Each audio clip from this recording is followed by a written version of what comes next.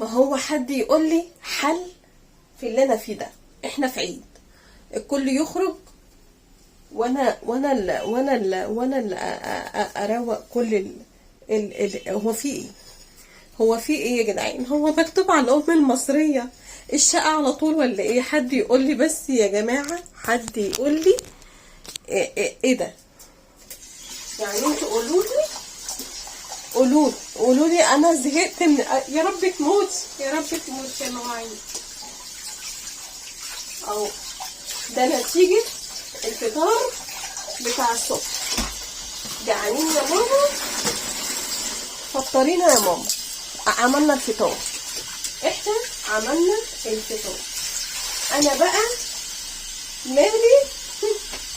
قولوا لي اعيش حياتي طبيعيه ازاي؟ هو انا والمواعين هنبقى اصحاب؟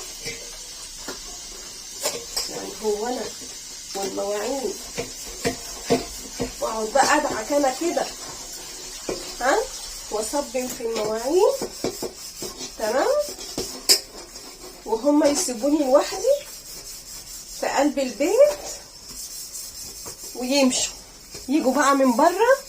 انت عامله اكل ايه يا ماما؟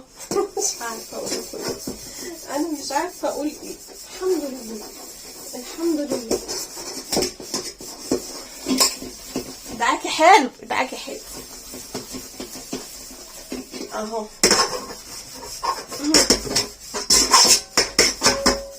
عشان بس تعرفوا ان الام المصريه بتعاني من كل شيء. فاكرين ان العيد فرحه، اهو العيد مع المواعيد.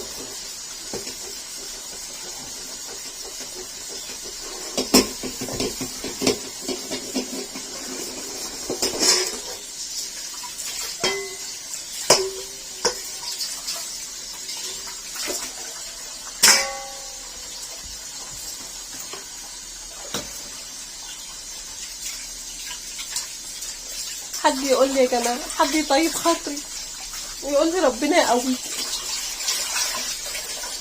تعبانه قوي تعبانه قوي والله. طب يعني هي مثلا هتتصبن لوحدها؟ لا،